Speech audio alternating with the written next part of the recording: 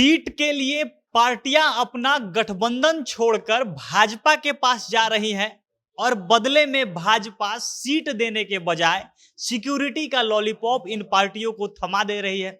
जो भी पार्टी भाजपा के साथ हाथ मिलाने के लिए जाती है, एनडीए में शामिल होने के लिए जाती है और उनके नेता को केंद्र की भाजपा सरकार द्वारा वाई प्लस सिक्योरिटी दे दिया जा रहा है। ये चीज बिहार की दो पार्टियों के साथ हो चुका है।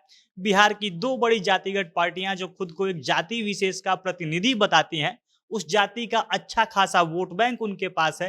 दोनों पार्टियां बीजेपी के करीब जाती हैं और एनडीए गठबंधन में ये लोग शामिल हो उससे पहले ही लॉलीपॉप के तौर पर या लालच के तौर पर कह लें, उनके नेताओं को वाई प्लस सिक्योरिटी दे दी गई है।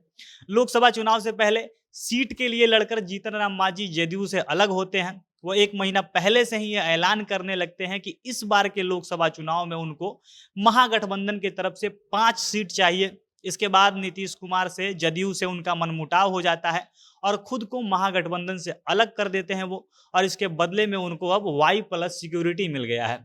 अब इस वाई प्लस सिक्योरिटी को देखा जाए तो कुल मिलाकर एक लॉलीपॉप से ज्यादा ये कुछ नहीं है। ऐसे तो मांझी 5 सीटों के लिए लड़ रहे थे, लेकिन एनडीए में शामिल होकर उनको एक से ज्यादा सीट कभी नहीं मिल सकता है। बदले में मांझी के बेटे संतोष कुमार सुमन को 5 सीट के बजाय 5-6 सुरक्षा कर्मी जरूर मिल गए हैं। अब कैसे बीजेपी सीट के बदले सिक्योरिटी का लॉलीपॉप थमा रही है, कैसे बीजेपी छोटी पार्टियों के साथ खेल कर रही है, विस्तार से इस पर वीडियो में आगे चर्चा करेंगे। और उससे पहले नमस्कार, जनता जंक्शन देख रहे हैं आप और मैं हूं सन्नी मिश्रा। कैमरे के पीछे हमारे साथी विशाल खड़े हैं। जून के शुरुआत से ही जीतन राम मांझी अचानक से बयानबाजी शुरू कर देते हैं कि उनकी पार्टी लोकसभा चुनाव की तैयारी करने लगी है। जीतन राम मांझी के अलावा उनके बेटे संतोष कुमार सुमन भी ये दावा करते हैं कि उनकी पार्टी ने लोकसभा चुनाव के लिए अभी से काम करना शुरू कर दिया है और इस बार वो 5 से कम सीटों पर नहीं मानेंगे। और आधा जून बीतते बीतते ऐसी नौबत आ जाती है कि जीतन राम मांझी जदयू का साथ छोड़ देते हैं, महागठबंधन का साथ छोड़ देते हैं। जिस नीतीश कुमार का साथ कभी ना छोड़ने के लिए वो कसम खा चुके थे, उनसे अलग होकर मांझी बीजेपी के नेता अमित शाह से मुलाकात करने दिल्ली जाते हैं। अब इस मुलाकात में बात तो कुछ नहीं बनती है, वो एनडीए गठबंधन में शामिल होंगे, उनको कितने सीटें दी जाएंगी इसके बारे में कुछ भी स्पष्ट नहीं होता है। लेकिन बदले में 2 सप्ताह बाद उनको झुंझुने के तौर पर वाई प्लस सिक्योरिटी अब जरूर मिल जाती है। यही हाल मुकेश सहनी के साथ हुआ था। जब बिहार में बीजेपी सरकार में थी, जदयू के साथ भाजपा मिलकर सरकार चला रही थी, तब भाजपा ने मुकेश सहनी के सारे विधायकों को हड़प लिया था, उनसे छीन लिया था। मुकेश सहनी की पार्टी वीआईपी के पास 3 एमएलए थे और तीनों को भाजपा ने अपनी पार्टी में शामिल करवा लिया। इसके बाद मुकेश सहनी को अपना मंत्री पद भी छोड़ना पड़ा और शुरू में भाजपा से तमाम नाराजगी दिखाने के बाद कुछ दिन पहले फिर से सहनी अब भाजपा के साथ नजदीकी बढ़ने लगी है और इस साल फरवरी के महीने में उनको बीजेपी के तरफ से वाई प्लस सिक्योरिटी दे दी जाती है। अब दोनों लोग जिनको बीजेपी के तरफ से वाई प्लस सिक्योरिटी दी गई है, कहीं ना कहीं ये दोनों पार्टियां सताई हुई है।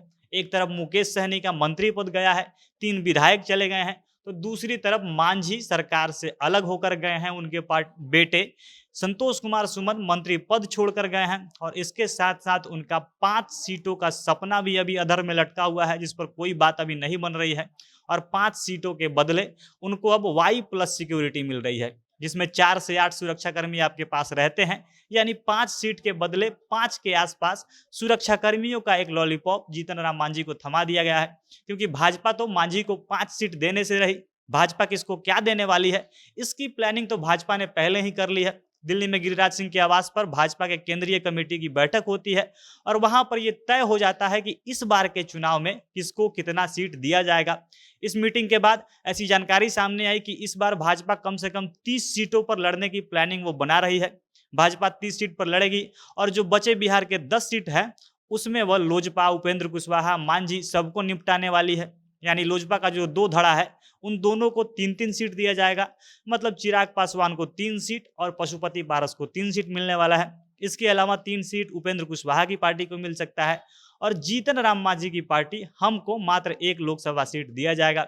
इसके अलावा अगर मुकेश सहनी भी भाजपा के साथ चले जाते हैं, एनडीए गठबंधन में वो शामिल हो जाते हैं, तो उनको 1 सीट भाजपा अपने कोटे से दे सकती है। और इस चीज के बाद जब भाजपा मांझी के बेटे को वाई प्लस सिक्योरिटी देती है तो वह किसी झुंझुने से कम नहीं है, क्योंकि अभी मांझी के पार्टी को सुरक्षा की नहीं बल्कि सीट की जरूरत है। लेकिन भाजपा के मैनेजमेंट के आगे इन सब लोगों की एक नहीं चलने वाली है। सीट के बदले सिक्योरिटी लेकर ही ये सारे नेता लोग खुश हो जाएंगे। बाकी आपको क्या लगता है, भाजपा द्वारा संतोष सुमन को दिए गए Y+ सिक्योरिटी का क्या मतलब बनता है? अपनी प्रतिक्रिया आप कमेंट बॉक्स में लिख सकते हैं। जनता जंक्शन देख रहे थे आप, बहुत बहुत धन्यवाद।